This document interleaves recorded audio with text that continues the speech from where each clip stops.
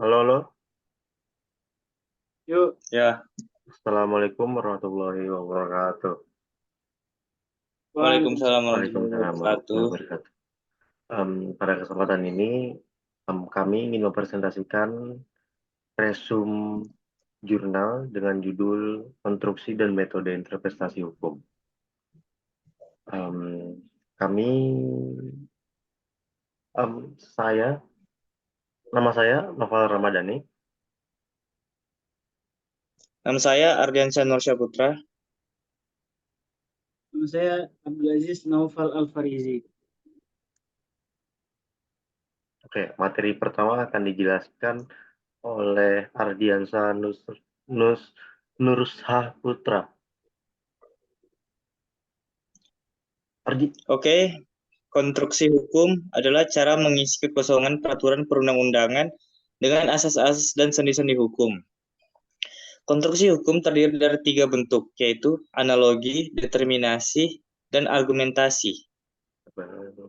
Analogi adalah penerapan ketentuan hukum bagi keadaan yang pada dasarnya sama dengan keadaan yang secara eksplisit diatur dengan ketentuan hukum tersebut, tetapi penampilan atau bentuk perwujudan lainnya. Determinasi adalah penyesuaian undang-undang dengan hal-hal yang nyata di masyarakat.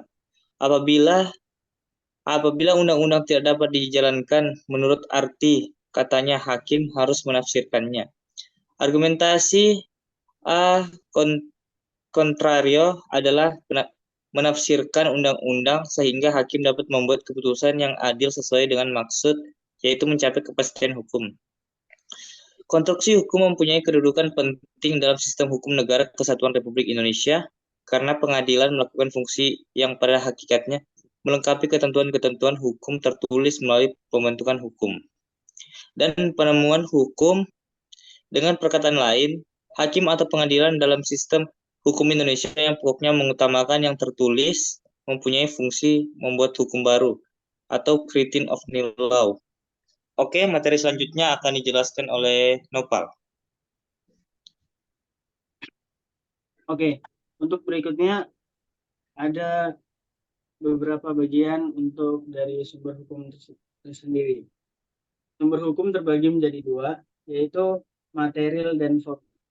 Yang pertama ialah material. Material merupakan faktor-faktor yang menentukan isi hukum atau sebagai jawaban terhadap pertanyaan mengapa seseorang menaati hukum. Sumber hukum material dapat berupa antara lain ideologi, politik, ekonomi, sosial, dan budaya, pertahanan, serta keamanan. Oke, kemudian yang kedua ialah sumber hukum formil. Faktor-faktor yang mendukung terbentuknya atau terwujudnya hukum atau sebagai jawaban terhadap pertanyaan di manakah kita menemukan ketentuan hukum untuk menyelesaikan persoalan yang konkret yang terjadi dalam masyarakat. Sumber hukum dalam arti formal dapat berupa undang-undang, kebiasaan dan adat, perjanjian serta traktat, keputusan-keputusan pengadilan atau jurisprudensi. Kemudian selanjutnya bisa disampaikan oleh Saudara Noval. Dipersilakan. terima kasih. Saya akan melanjutkan presentasi sebelumnya. Interpretasi atau penafsiran hukum adalah cara mencari arti dan makna suatu peraturan perundang-undangan.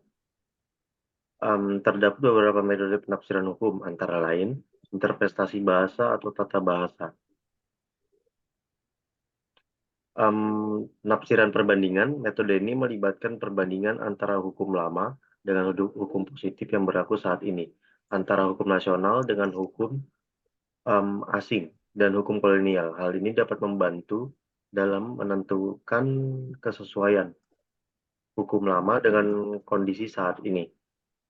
Penafsiran otentik. Penafsiran ini dilakukan secara resmi oleh pembuat undang-undang sendiri dan dapat diikuti dalam penjelasan undang-undang sebagai tambahan lembaran negara dari undang-undang yang bersangkutan.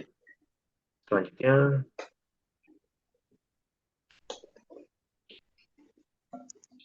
Pak. Oke. Sudah. Interpretasi bahasa atau tata bahasa.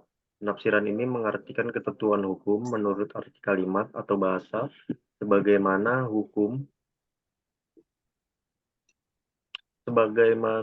ketentuan hukum menurut arti kalimat atau bahasa, sebagaimana diartikan oleh orang biasa yang menggunakan bahasa secara biasa.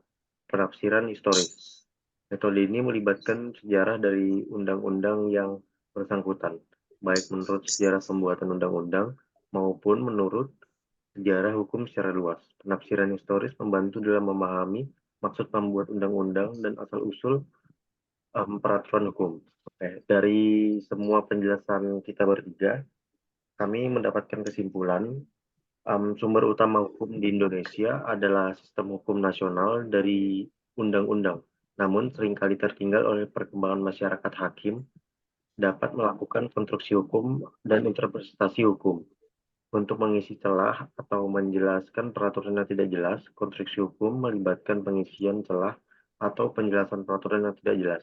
Sedangkan interpretasi hukum melibatkan penerapan hukum pada kasus-kasus tertentu.